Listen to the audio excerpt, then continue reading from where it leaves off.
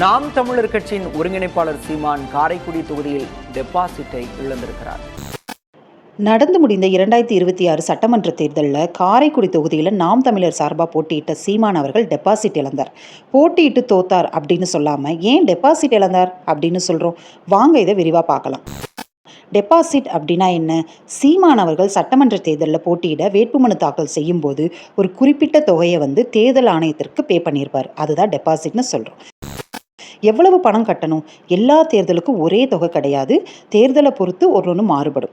இப்போ எம்பி தேர்தல் அப்படின்னா 25,000, எம்எல்ஏ தேர்தல் அப்படின்னா 10,000, இந்த மாதிரி அமௌண்ட் பே பண்ணுற மாதிரி இருக்கும். இப்போ எஸ்சி எஸ்டி பிரிவினர்னால் அதில் பாதி அமௌண்ட் பே பண்ணால் போதும்.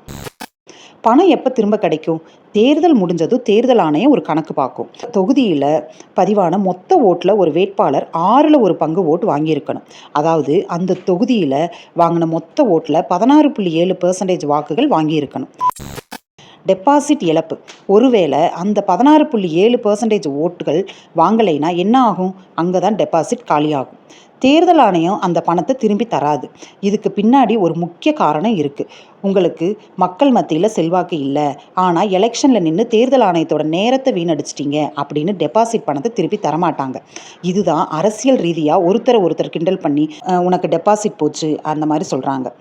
அது நடந்து முடிந்த சட்டமன்ற தேர்தலில் காரைக்குடி தொகுதியில் போட்டியிட்ட சீமான் அந்த தொகுதியோட மொத்த வாக்கு எவ்வளோனா 3,02,000. ஆனால் அதில் சீமான் வாங்கினது 30,800.